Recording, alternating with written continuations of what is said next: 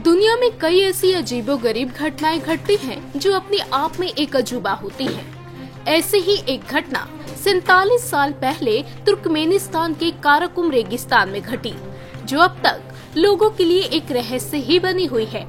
यहाँ एक रहस्यमय गड्ढे से 47 साल से लगातार आग निकल रही है। लोग इसे नर्क का द्वार भी कहते हैं।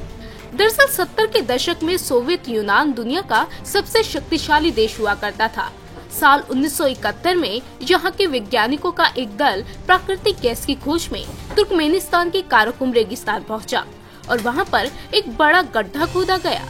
गड्ढे के आसपास बड़ी बड़ी मशीनें लगाई गयी और जमीन के अंदर खुदाई शुरू की गई। लेकिन एक दिन अचानक जमीन का एक बड़ा हिस्सा भर कर नीचे धंस गया और उससे एक बड़े गड्ढे का निर्माण हुआ।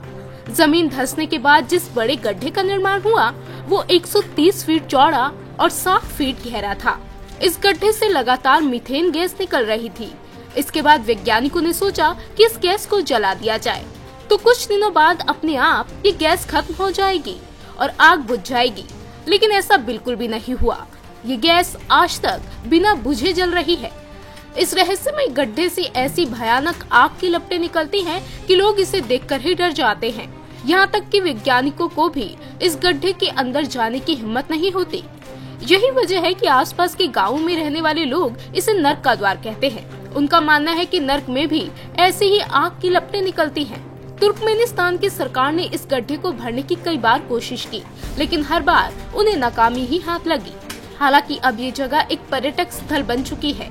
यहाँ दूर दूर से लोग इस रहस्यमय गड्ढे को देखने आते हैं और इस जगह पर आज भी मीथेन गैस की बदबू आती ही रहती है। इंडिया न्यूज़ वायरल की रिपोर्ट।